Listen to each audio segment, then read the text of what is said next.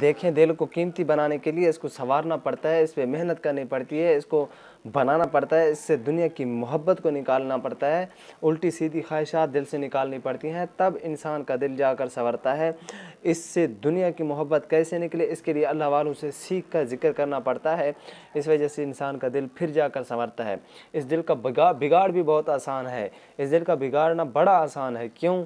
जिस तरह अगर कोई घर हो और उसका कोई रोशनदान हो तो उसमें आसानी के साथ मिट्टी और धूड़ उसके अंदर आ जाती है, उससे अगर वो रोशनदान खुला रहे तो। अगर हाँ वो रोशनदान बंद हो जाए तो फिर कोई मिट्टी धूड़ उसके अंदर, उस घर के अंदर दाखिल नहीं होता। इस वजह से इंसान का ये दिल है, इंसान की जिस्म पूरी बॉडी है, तो इसी वजह से इसके जो रोशनदान हैं वो आँख, नाक, कान, ये चीज़ें इसके रोशनदान हैं गोया के।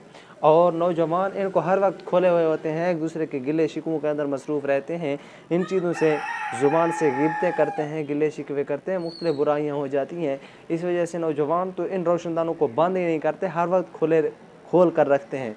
तो अल्लाह पाक हम सबको मौत से पहले मौत की तैयारी की भी तौफीक अता फ़रमाए, और हमें दिल को पाकीज़ा रखने की भी तौफीक अता फ़रमाए, और इस दिल के अंदर अल्लाह पाक सिर्फ़ अपनी मोहब्बत को डाले, दुनिया वालों की मोहब्बत इस दिल के अंदर ना आए।